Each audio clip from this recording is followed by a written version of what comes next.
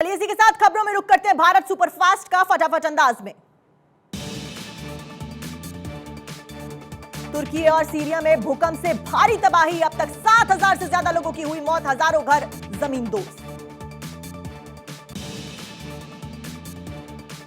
WHO ने बताया कि भूकंप के प्रभावितों को संख्या 2 करोड़ 30 लाख तक हो गई है। वहीं मरने वालों का आंकड़ा 20,000 तक पहुंच सकता है। तुर्की में 8,000 लोगों को मलबे से निकाला गया। देश के 1 करोड़ 30 लाख लोग किसी न किसी तरीके से भूकंप से प्रभावित हुए हैं। तुर्की के राष्ट्रपति रिसेप तैयब अर्दोआन ने 10 राज्यों में 3 महीने के लिए इमरजेंसी लगा दी है। ये इलाके भूकंप से सबसे ज्यादा प्रभावित हुए हैं। तुर्की की मदद के लिए दुनिया ने बढ़ाया हाथ, 3,000 से ज्यादा बचाव कर्मी भेजे गए। तुर्की के राष्ट्रपति रिसेप तैयब अर्दोआन का बयान आया सामने, कहा तुर्की में 70 देशों ने मदद भेजने का ऐलान किया।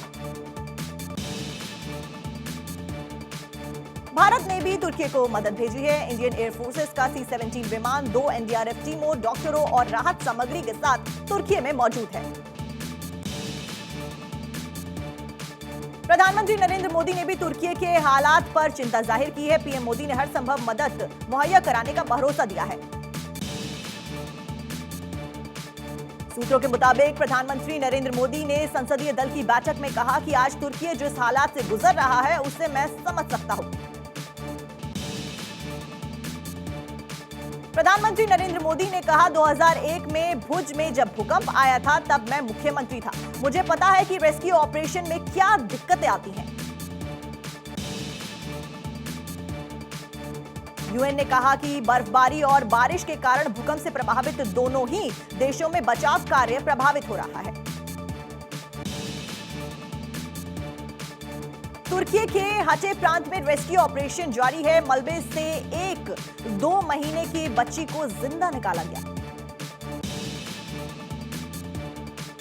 तुर्की में राहत और बचाव कार्य तेज अब भी आ रही है। मलबे से दबे लोगों की आवाजें।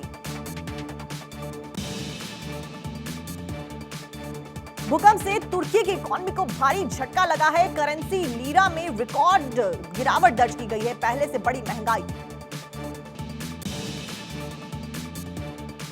तुर्की में भूकंप से तबाही के बीच नई मुसीबत सामने आ रही है। शिपिंग कंटेनर्स में लगी आग, पोर्ट से शिप का ऑपरेशन बंद किया गया।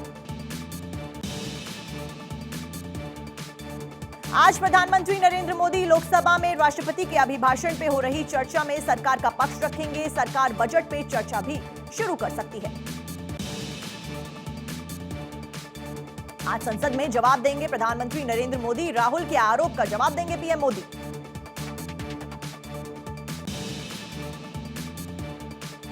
संसद में आज फिर होगी विपक्षी दलों की बैठक। सरकार को घेरने के लिए बनाएंगे रणनीति। फ्लोर लीडर्स की भी हो सकती है बैठक। आज राज्यसभा में विपक्ष के नेता मल्लिकार्जुन खड़गे ने भी बुलाई बैठक। नेताओं के साथ बैठक में आगे की रणनीति पर होगी चर्चा। सीडीएस जनरल अनिल चौहान का बड़ा बयान आया सामने, कहा रक्षा निर्माण में महाशक्ति बन सकता है भारत। सीडीएस अनिल चौहान ने रक्षा निर्माण में निजी क्षेत्र के योगदान की सराहना की। कहा रक्षा क्षेत्र में निजी कंपनियों का योगदान अहम। सीडीएस अनिल चौहान ने कहा जब हम एक शक्तिशाली भारत की कल्पना करते हैं तो हमारा ध्यान सशस्त्र बलों की ओर जाता है और हम उनकी उपलब्धियों पर गर्व महसूस करते हैं। रक्षा मंत्री राजनाथ सिंह आज भी त्रिपुरा में करेंगे चुनाव प्रचार। 2 चुनावी जनसभाओं को करेंगे संबोधित।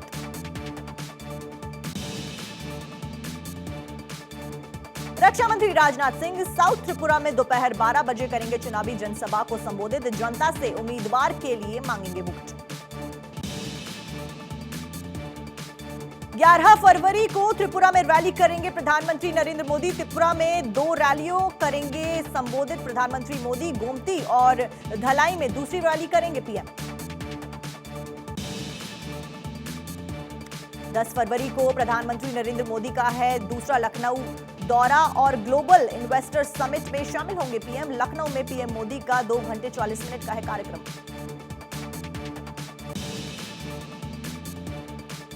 आज 2023 की पहली मौद्रिक नीति का अनावरण। आरबीआई गवर्नर शक्तिकांत दास करेंगे अनावरण।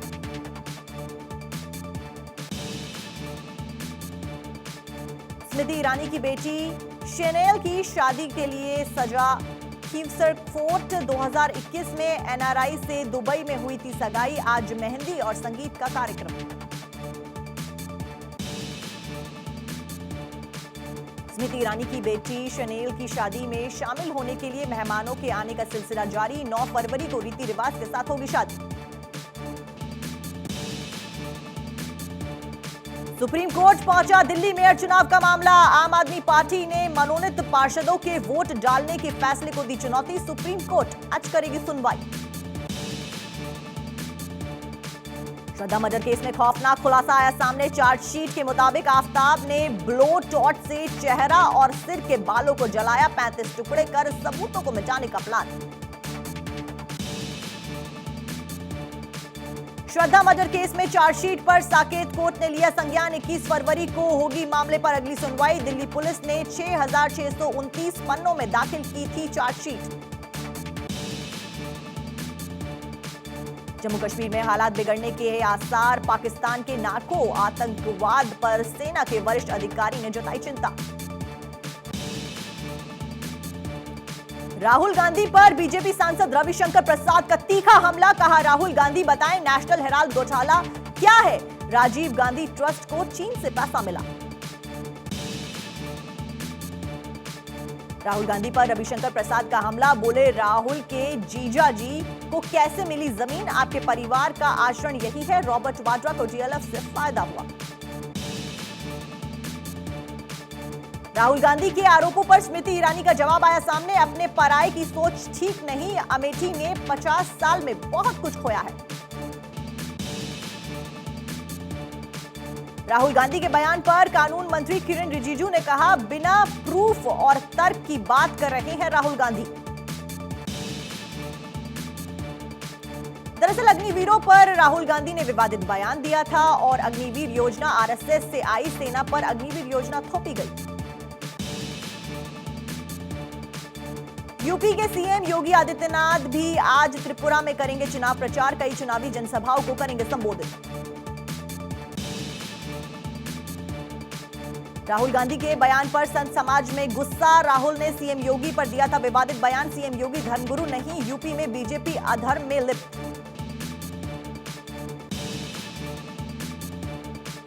यूपी के सीएम योगी आदित्यनाथ ने राहुल गांधी के आरोप पर किया पलटवार। कहा, कांग्रेस ने आस्था के साथ खिलवाड़ किया है। मंदिर निर्माण में रोड़े अटकाए।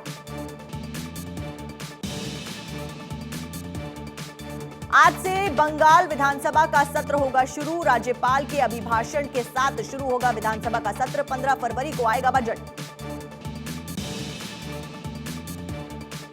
बिहार के सीएम नीतीश कुमार ने बुलाई कैबिनेट की बैठक। कई अहम मुद्दों को लेकर होगी चर्चा।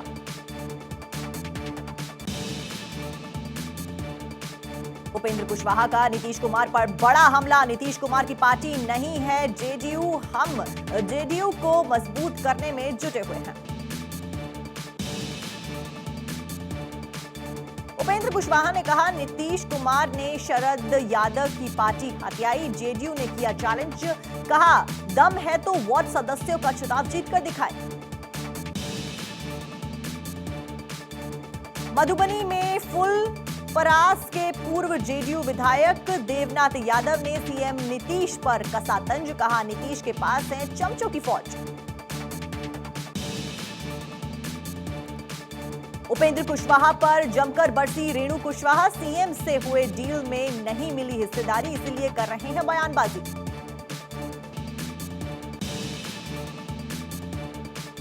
सीएम बसवराज बोम्मई की बेंगलुरु में शक्ति गणपति वार्ड को सौगात दी गई। हाई स्कूल और कॉलेज भवन और अस्पताल का किया उद्घाटन। जेडीयू विधायक बीमा भारती की हो सकती है गिरफ्तारी। पटना सिविल कोर्ट ने चेक बाउंस मामले में गैर जमानती वारंट किया जारी। हरियाणा के सीएम मनोहर लाल ने आज बुलाई विधायक दल की बैठक। सूरजकुंड में बनेगी सरपंचों को मनाने की रणनीति। हरियाणा के मुख्यमंत्री मनोहर लाल का बयान, 20 फरवरी से हरियाणा के बजट सत्र की शुरुआत होगी।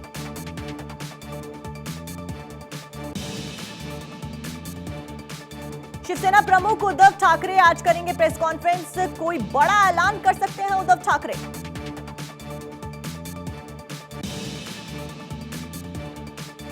शिबू सोरेन की आय से अधिक संपत्ति के मामले में आज दिल्ली हाईकोर्ट में होगी सुनवाई। जेएमएम के प्रमुख और राज्यसभा सांसद हैं शिबू सोरेन ने आय से अधिक संपत्ति मामला।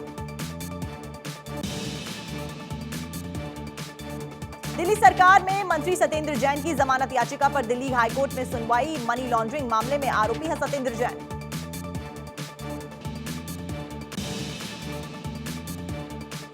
टीएमसी नेता अनुव्रत मंडल की जमानत पर सुनवाई। आज दिल्ली हाईकोर्ट जमानत याचिका पर करेगी सुनवाई। पिछली सुनवाई में हाईकोर्ट ने ईडी से मांगा था जवाब। मध्य प्रदेश के पूर्व सीएम कमलनाथ आज उमरिया के दौरे पर रहेंगे। जनाक्रोश रैली में होंगे शामिल।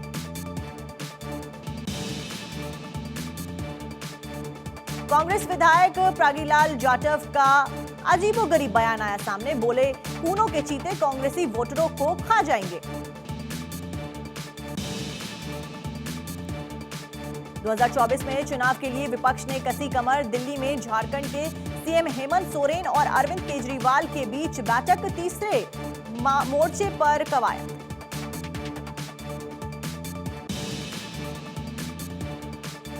सपा प्रवक्ता सुनील सिंह साजन ने सीएम योगी पर साधा निशाना। कहा, सनातन धर्म को मानने वाला व्यक्ति दूसरे धर्म से नफरत कैसे कर सकता है।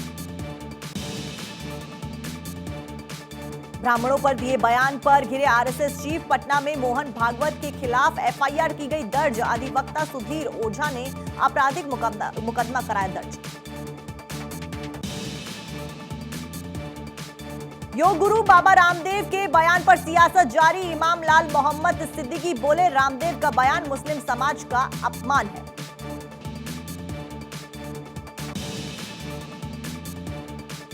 रेलवे की जमीन पर अतिक्रमण मामले में सुप्रीम कोर्ट से बड़ी राहत। अतिक्रमण हटाने पर लगी रोक 2 मई तक के लिए बढ़ी।